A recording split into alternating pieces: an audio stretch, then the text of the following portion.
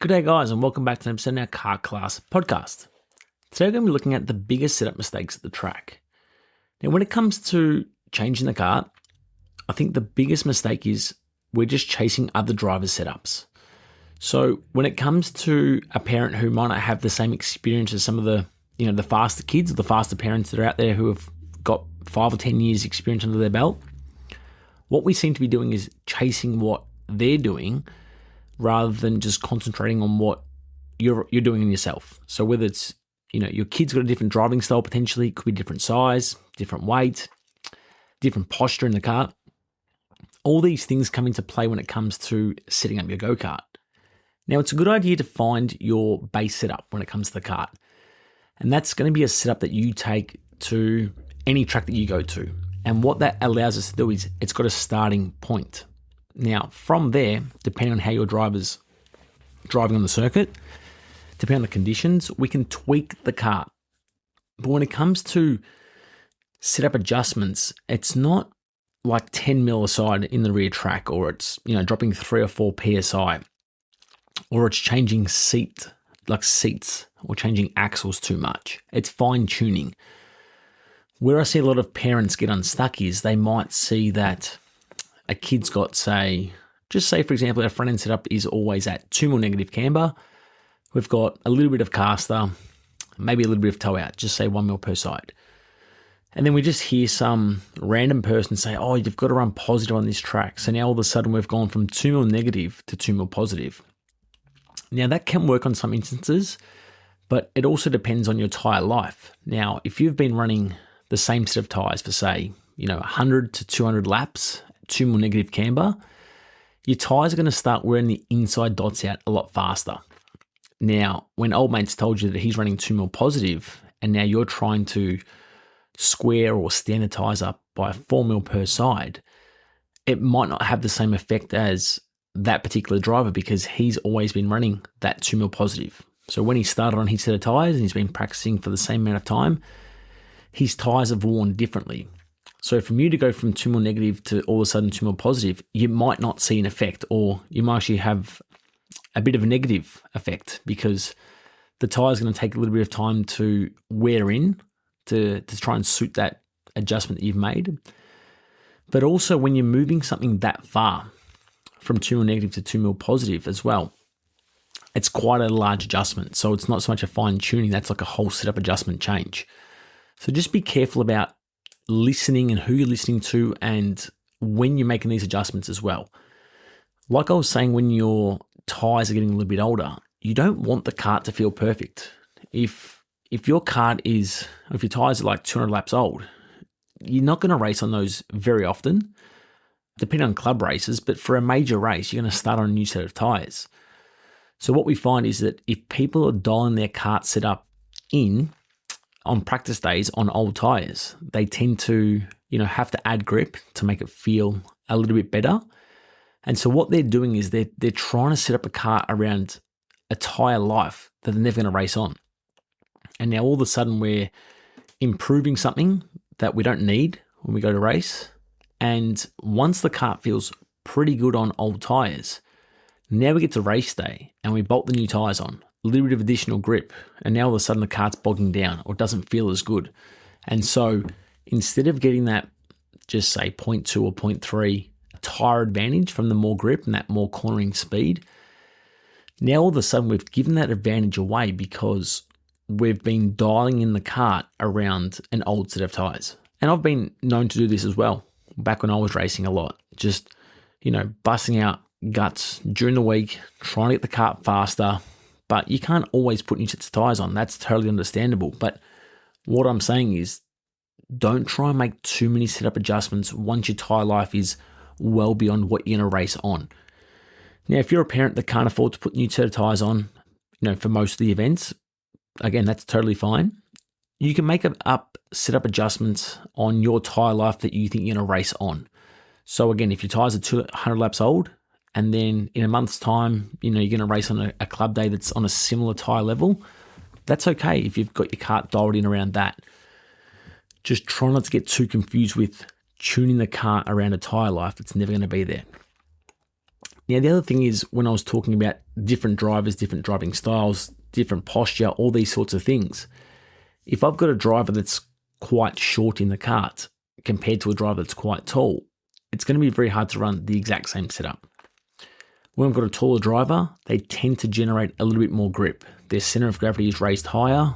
When they're turning corners, their G-force is going to, or like their center of gravity, their weight shift is going to have more of an impact compared to a lower driver. So what we're going to find is that the shorter driver is going to have a little bit more grip. And not massive. We're talking maybe, 2 to 3 million per side difference compared to a taller driver. It might mean that if we've got some lead that we need to place on the kart, just because for the driver weight and the driver class, we might add some of that lead ballast towards the back of the seat to try and give it a little bit more rear stability. It might mean that they don't have the strength in their arms to turn the corner as well, but we have to try and increase the caster and build up that strength in the practice days so that when they come to a race meeting, their kart can actually lift an inside wheel. We have to mechanically put that in, where a taller driver, they can tend to generate that a little bit more easy. So that's why it's hard to have a set and forget setup between different driving styles, body sizes, class weights and things like that. We want to be close and you can sort of, get an impression on what people are running. But when it comes to, finer details, where you're going to find that some people are going to achieve the same lap time with two different setups. So one kart might be on a medium axle, one kart might be on a hard axle. The hard axle person might have their rear track within a couple of mil to try and achieve the rear end stability, but they've got the stiffer axle to get the release out of the kart because that driver likes that particular handling. Where the second driver might have a medium axle, but they're at a wider track width. So the track width is what's getting that release out of the corners, but the axle's giving them that mid-corner stability that the other driver doesn't like. So like I said, we're achieving the same overall lap time or feel, but we're getting it in two different ways. But I see, like I said, a lot of parents getting confused with that particular driver running a 5-axle, this one's running a 2-axle, this one's running a 4-axle, different hub lengths. But like I said, we're all achieving the same, very similar lap times with doing it a different way to suit your particular driver. Now, when to, change the kart setup or when to leave it?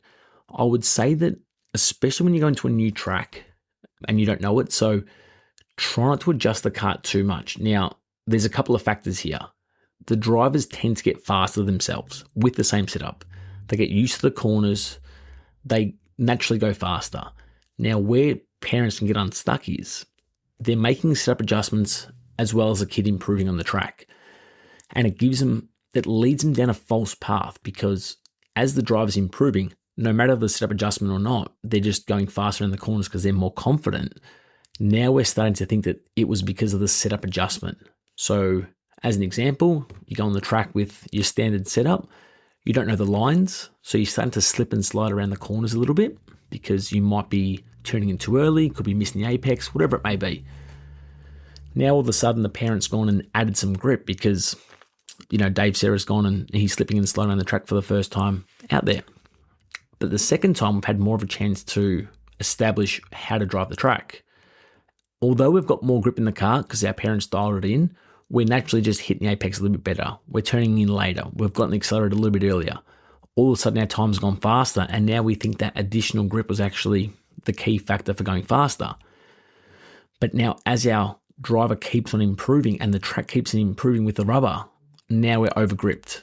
And so we hit a bit of a plateau now because our driver wasn't maximizing the initial setup because their driving was new on the track. So to start a weekend, especially on a new circuit, try and at least leave a setup for a couple of sessions. Let the driver get comfortable with the standard setup that works at most tracks and don't tweak it too much. Once they're within maybe definitely 5/10s, but once even to about a second, then start modifying it. Again, tweaking, a couple of mil here, 5 mil space in the front, 1 or 2 mil extra caster, whether it's a sprocket adjustment you need to make. Very small increments so the driver feels stable and comfortable each time they're on the track. I see so many parents get lost with making setup adjustments too early in the weekend, and their driver will naturally improve. And so they get led down this path that they think they're making improvements on the kart, but it's just the driver. And now once the drivers hit their bit of a plateau, the kart's actually out of the window that they were most desired to be in. So just see how you go with those couple of little tips when it comes to chasing other driver setups, knowing when to touch it and when not to. And as I said, just try and dial it into your son or daughter's driving style, their posture in the kart, and making tweaks. It's always good and well to listen to other people to get a sense on what they're doing. But ultimately, it doesn't mean it's going to work because it works for one person. It doesn't mean it's going to work for you guys. So I hope you've enjoyed this episode on our Kart Class podcast. I've had some really good feedback lately of people enjoying the podcast being back. So if you guys have any questions you think, I'd really love to get answered, then feel free to, send us a message online on our Dave Sera Facebook page or our Kart Class social media. And at least that way I can try and answer your guys' needs. Until next time, guys, I appreciate your time. Speak to you soon.